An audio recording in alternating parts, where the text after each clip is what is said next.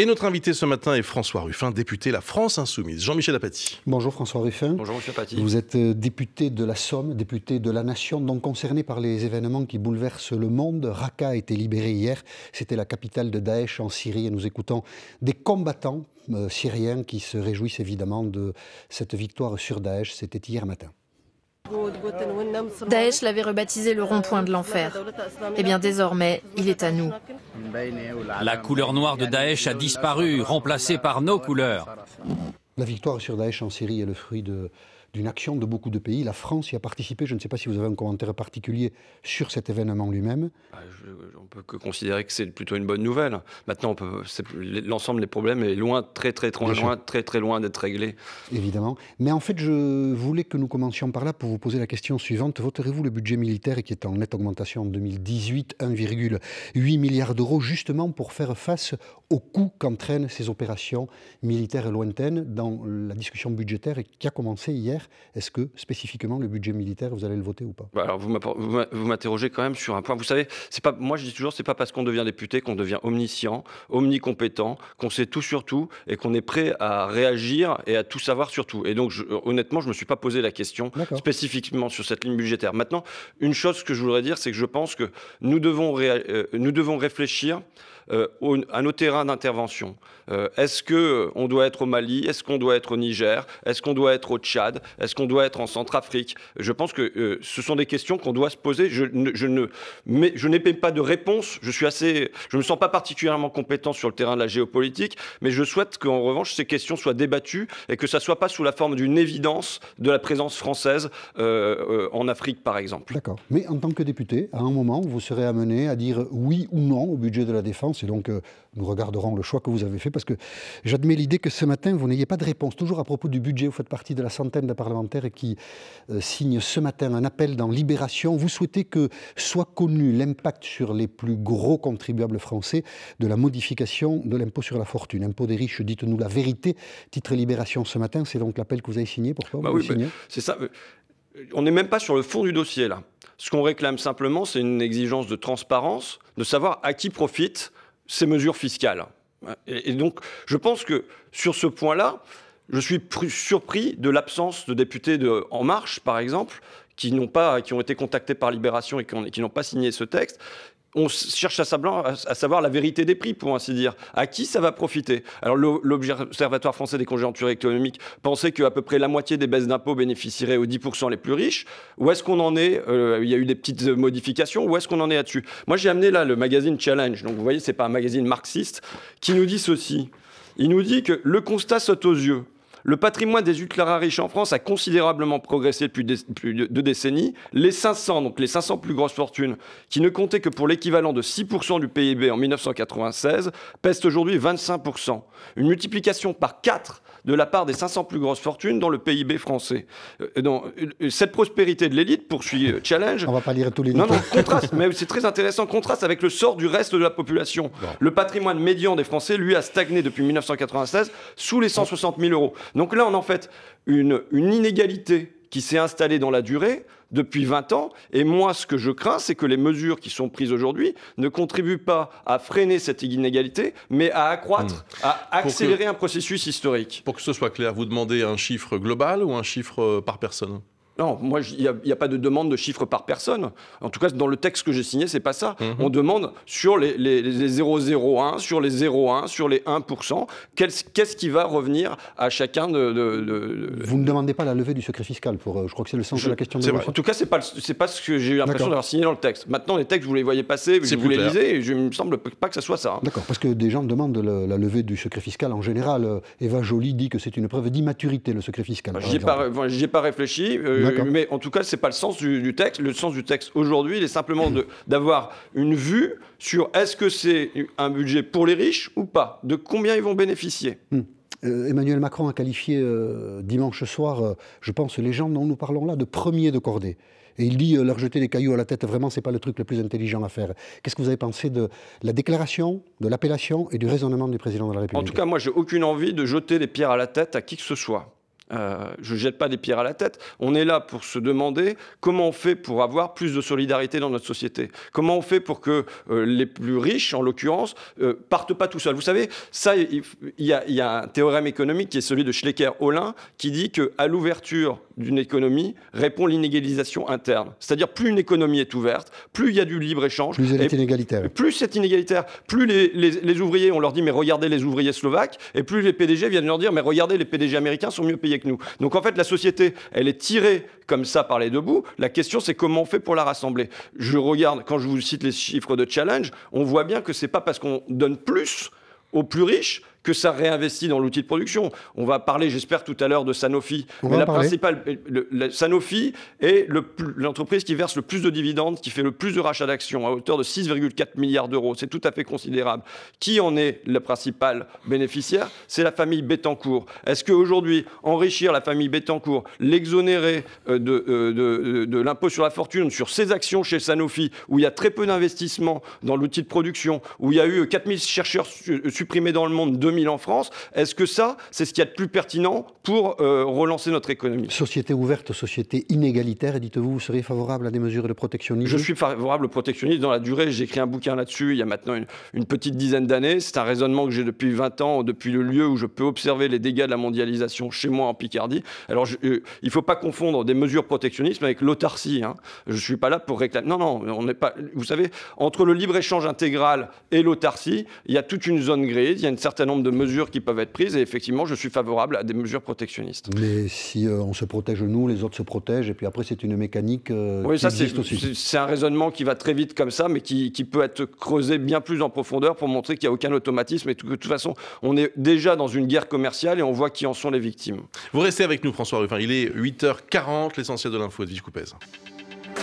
Jean-Luc Mélenchon, cible potentielle d'un groupuscule d'ultra-droite. On est étonné de le découvrir par voie de presse. Réaction d'un député de la France Insoumise ce matin sur France Info.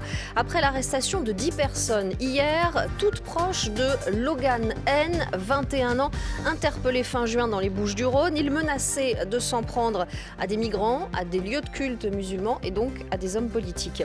Le danger est de refaire à l'exact la police de proximité et tous les ersatz qui ont suivi. Ça, c'est l'avertissement du syndicat des cadres de la sécurité intérieure, toujours sur France Info, alors qu'Emmanuel Macron doit préciser sa politique de sécurité cet après-midi devant 500 représentants des forces de l'ordre à l'Elysée.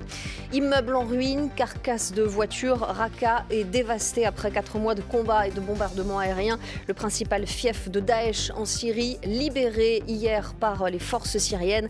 Les djihadistes de l'organisation État islamique ne contrôlent plus que la province de Deir ez-Zor. C'est à la frontière irakienne. Le PSG vise la passe de 3 en Ligue des Champions. Les Parisiens affrontent Anderlecht ce soir en Belgique. Hier, Monaco a encore compromis ses chances de qualification avec une nouvelle défaite à domicile 2-1 contre les Turcs du Beşiktaş. France Info. François Ruffin, député de la France Insoumise de la Somme, est l'invité de France Info ce matin. Jean-Michel Apathy. La question de la violence sur la scène politique se pose ce matin après l'arrestation d'une dizaine de personnes de la mouvance d'ultra-droite qui ont été arrêtées hier. Ces arrestations suivent celles d'un jeune homme fin juin dans les Bouches-du-Rhône qui avait formé le projet, pas très abouti, disent les sources policières, mais tout de même le projet de s'en prendre, peut-être physiquement, peut-être à la vie de Jean-Luc Mélenchon et de Christophe Castaner. Cette violence par rapport aux responsables politiques, vous la condamnez, j'imagine, ce matin, vous la ressentez? Je veux dire, est-ce que ça a besoin d'être énoncé? Peut-être. Non, je pense qu'il n'y a aucun besoin d'énoncer le fait que ce n'est pas par la violence que passe aujourd'hui la transformation de la société. Bon, voilà, donc là, je veux dire, on a des tarés, ça existe, on sait qu'il y en a dans différents milieux, il y a des tarés. Je peux que féliciter du travail effectué par la police qui a permis de démanteler ça en amont, quoi. D'accord. Ce n'est pas par la violence, vous dites, mais on l'observe aussi, la violence à l'autre bord de l'échiquier politique. La semaine dernière, on a vu ces images qui étaient un peu étonnantes, un congrès de DRH en lisière de Paris, dans le bois de Boulogne. Et puis là, des militants de l'ultra-gauche, visiblement, ont brûlé des voitures et voulaient s'en prendre, a-t-on dit, mais finalement, elle n'est pas venue à la ministre du Travail, Muriel Pénicaud. Ça aussi, vous le condamnez? D'abord, je distingue quand même, je tiens à le dire, je distingue la violence faite au bien et la violence faite aux personnes. C'est deux choses différentes. Mais ceci dit, je le redis, ce n'est pas par la violence qu'aujourd'hui on transforme la société. L'autre problème qui peut se poser à des gens qui veulent changer les choses, c'est comment on n'a pas une avant-garde qui part toute seule et que derrière, ça effraie les autres. Pour moi, le débat était tranché à la fin du 19e siècle. À la fin du 19e siècle, on avait des anarchistes qui procédaient à la propagande par le fait, c'est-à-dire à des attentats, et on avait un mouvement socialiste qui, lui, cherchait à prendre de l'ampleur et à pas passer par la violence. On a vu que ce qui a porté ses fruits dans la durée, pour moi, c'est le mouvement socialiste, entre autres entraîné par Jean Jaurès. Donc mon choix, il est clair de ce point de vue-là. Il est du côté de Jaurès plutôt que du côté des anarchistes et de la propagande par le fait. En revanche, il peut y avoir une violence verbale. Je veux dire, après, les arguments, l'échange à l'intérieur de l'hémicycle ou en dehors, ça fait partie de... on est dans une société qui est conflictuelle.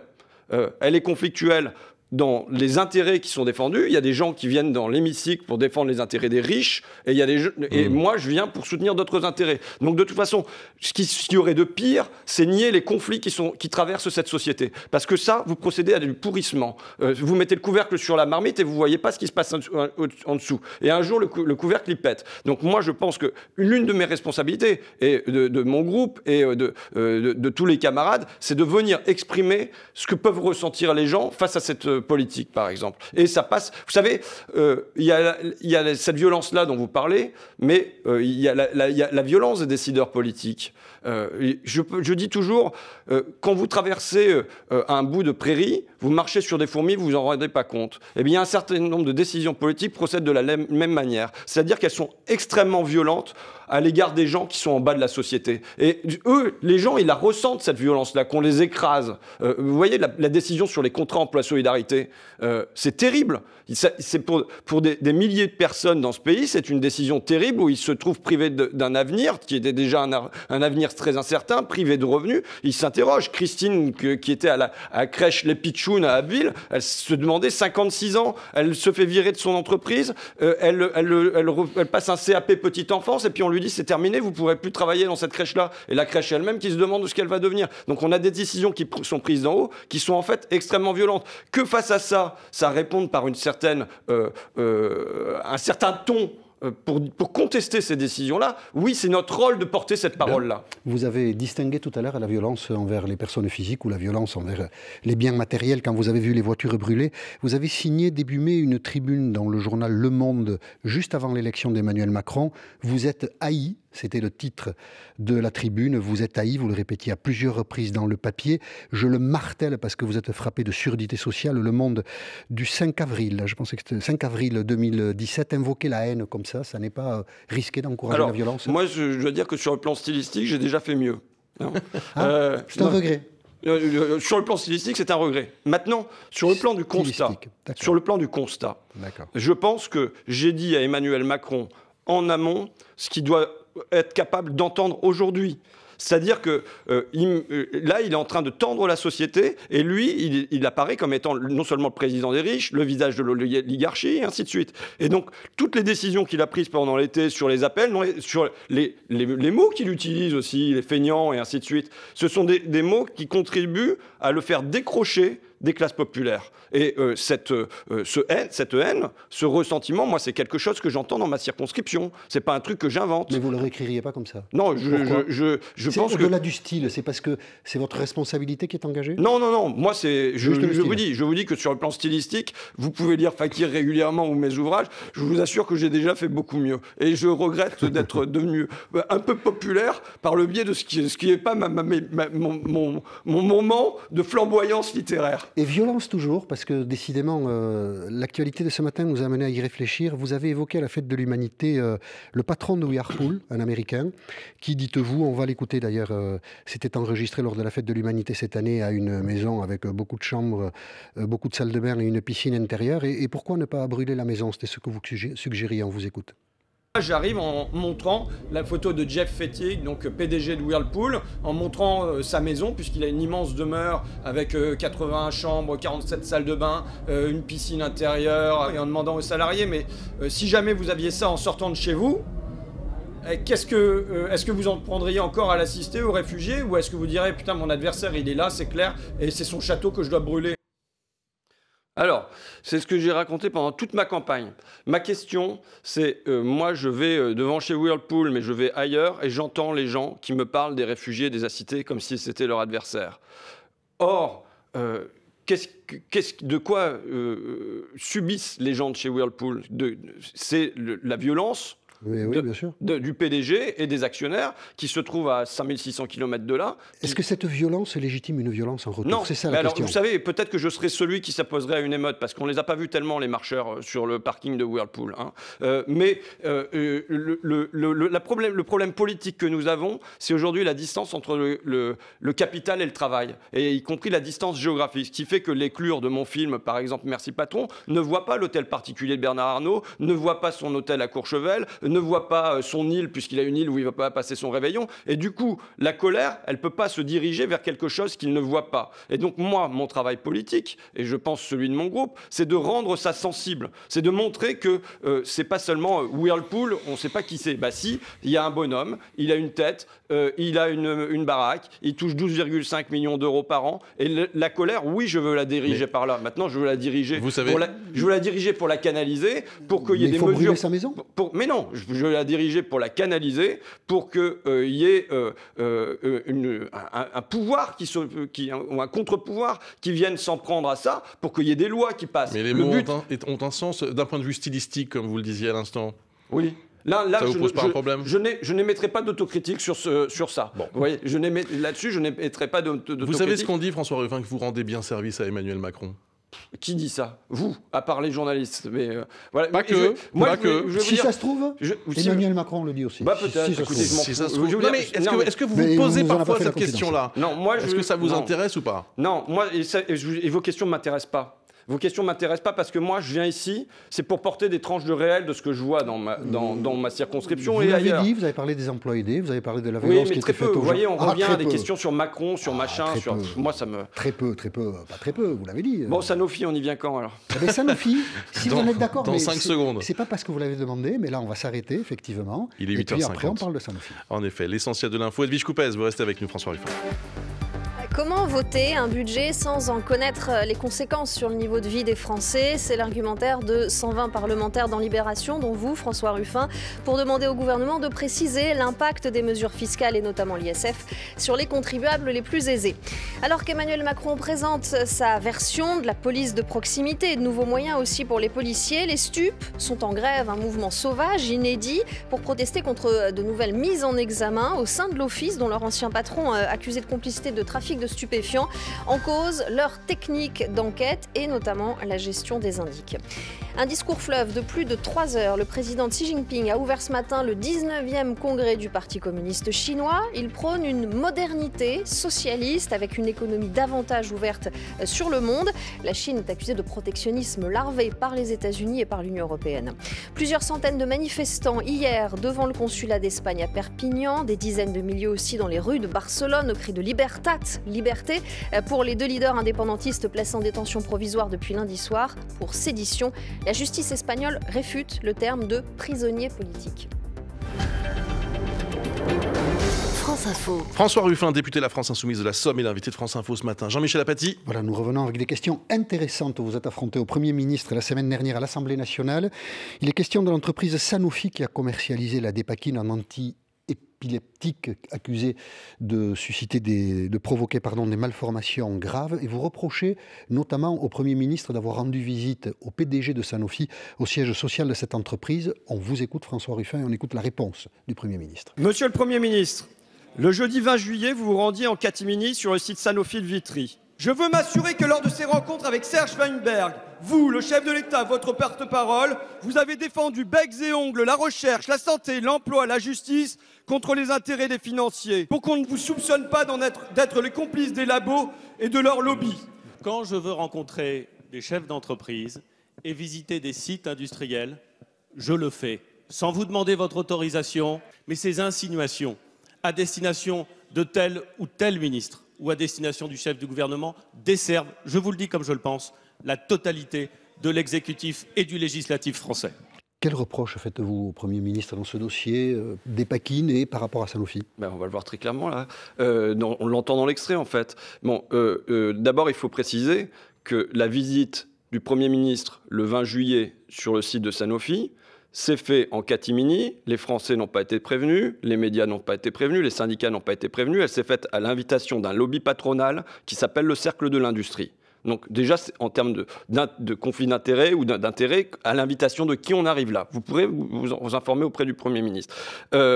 Mais c'est compromettant, ça? Je trouve que, en tout cas, c'est une information qu'il est bon de savoir, que c'est un lobby patronal qui invite à venir sur un site. Voilà, et que les déplacements du Premier ministre peuvent être rendus publics. Voilà. Surtout quand on connaît les liens entre Emmanuel Macron et M. Weinberg, M. Weinberg qui était présent lors de la passation de pouvoir. Moi, je demande simplement, est-ce que lors de ces rencontres, Monsieur le Premier ministre, Monsieur Christophe Castaner, qui lui a été inauguré une fresque sur le site de Sanofi, Monsieur Emmanuel Macron, lors de ses rencontres avec Weinberg, est-ce qu'il pose la question de la dépakine, par exemple? Est-ce qu'il pose la question des 4000 emplois supprimés? Et la réponse du Premier ministre est une réponse qui est transparente, en fait, puisque dans sa réponse, il n'y a pas un seul moment où il parle de la dépakine. L'association de défense des victimes de la dépakine s'en est indignée comme des dizaines de mamans, quoi. Il n'y a pas un seul moment où il parle des chercheurs qui sont supprimés. La seule chose qu'il dit, c'est on ne doit pas dénigrer une grande entreprise française. Et le porte-parole du gouvernement, M. Castaner, avait dit la même chose sur le site de Sanofi. Il avait dit il ne faut pas critiquer une entreprise qui réussit. Moi, je demande, est-ce que c'est le porte-parole du gouvernement ou c'est le porte-parole du lobby industriel? Vous pensez qu'il y a de la corruption? Non, moi je parle même pas de corruption. Qu'est-ce que vous suggérez exactement? Pour moi, c'est un esprit du temps. On est dans un esprit du temps, on n'a pas le droit de toucher aux grandes entreprises. Mais attendez, à partir de combien de milliers de victimes on a le droit de s'interroger? À partir de combien de milliers de licenciements on est autorisé à poser ces questions? Mais un chef de gouvernement n'a pas non plus le droit de rencontrer les grands patrons? D'abord, est-ce qu'il y a des conflits d'intérêts? Non, mais il faut que ça se fasse. D'abord, il faut que ça se fasse de manière transparente. Je pense que c'est pas bon que ça se fasse à l'invitation d'un lobby, vous voyez. Et ensuite, je souhaite que on ait l'assurance que durant ce moment de rencontre, les dossiers d'intérêt général, à savoir l'avenir de la recherche, quand on supprime Sanofi est en train de détruire un bâtiment à Montpellier qui n'a jamais servi. Vous voyez? C'est des questions que quand même un Premier ministre doit aussi poser sur la table lorsqu'il rencontre un grand patron. Et ça suffit pas de venir nous dire on ne doit pas dénigrer. Non, il s'agit pas de dénigrer. Mais on a là des responsables politiques, des responsables économiques, pardon, qui prennent des décisions qui ont des conséquences sur la santé des gens, qui ont des conséquences sur l'emploi, qui ont des conséquences sur la recherche. Elles doivent être interrogées. Donc je redemande au Premier ministre, est-ce que lors de sa rencontre avec le PDG de Sanofi, la question de la dépakine, par exemple, a été abordée, mais aussi la question de la suppression du site de Montpellier et ainsi de suite. D'accord. Donc voilà l'opposition. Vous savez la remarque de Gabin dans Le Président. Oui, non, je connais pas. Vous n'avez pas vu ce film? Si, mais je sais pas quelle remarque vous pensez. Il y a un moment, il dit ce n'est plus un gouvernement, c'est un conseil d'administration. Donc vous les soupçonnez quand même. Vous soupçonnez le gouvernement de quelque chose de rien en termes de corruption. Malhonnête. Non, je ne soupçonne de rien. Je ne soupçonne de rien en termes de corruption. Si vous pensez que le gouvernement est le conseil d'administration des grandes entreprises, non. Oui, je pense que... Laissez-moi terminer, monsieur Apathy, d'accord? Ce que je pense, c'est que les intérêts du gouvernement se confondent avec ceux de l'oligarchie. Et ils veulent nous faire croire que les intérêts de l'oligarchie sont devenus l'intérêt général. Eh bien, c'est quelque chose que je conteste absolument. À quoi servit la mobilisation contre la réforme du Code du travail selon Jean-Luc Mélenchon? C'était lundi sur TF1, il y a en tout cas péril sur la victoire contre cette réforme.